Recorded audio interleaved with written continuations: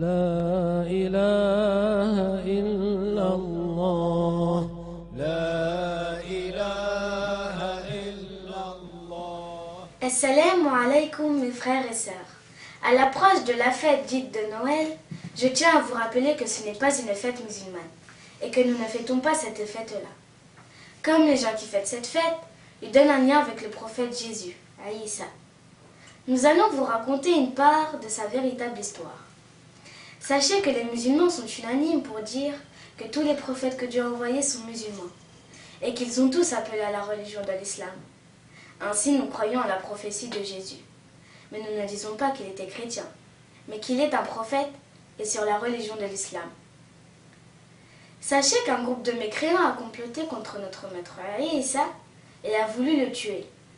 Mais avant que ces gens n'arrivent à lui, Allah Ta'ala lui a révélé qu'il l'élèverait au ciel et le sauverait de leur nuisance.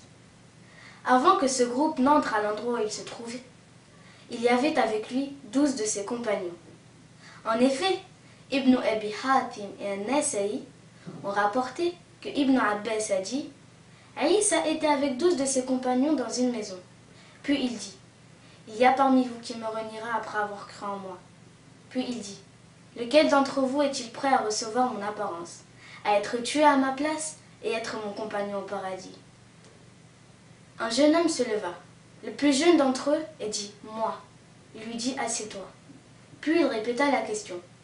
Le jeune se leva de nouveau. Il lui dit « Assieds-toi ». Puis il répéta la question. Le jeune homme se leva une troisième fois. Il lui dit « Alors ça sera toi ».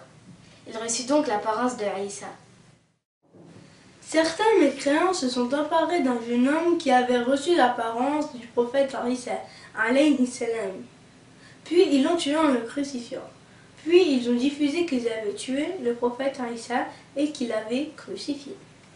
Certains les crurent en cela, or Allah Ta'ala dit « Ma qatalouhu wa ma salabouhu walakin shubbiha lahum » Ce car pour sens, ils ne l'ont ni tué, ni crucifié, mais ils furent trompés par la ressemblance. Surat An-Nisa, ayah 157.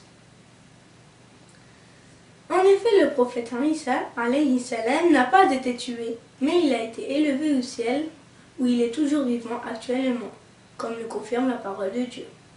Ensuite, Dieu va le faire redescendre sur cette terre, où il vivra un certain temps. Lorsqu'il mourra, les musulmans l'enterreront alors.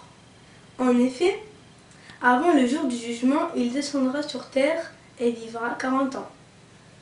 Que Allah Ta'ala nous accorde de suivre la voie des prophètes. Barakallahu fikum wa salamu alaykum. يا الله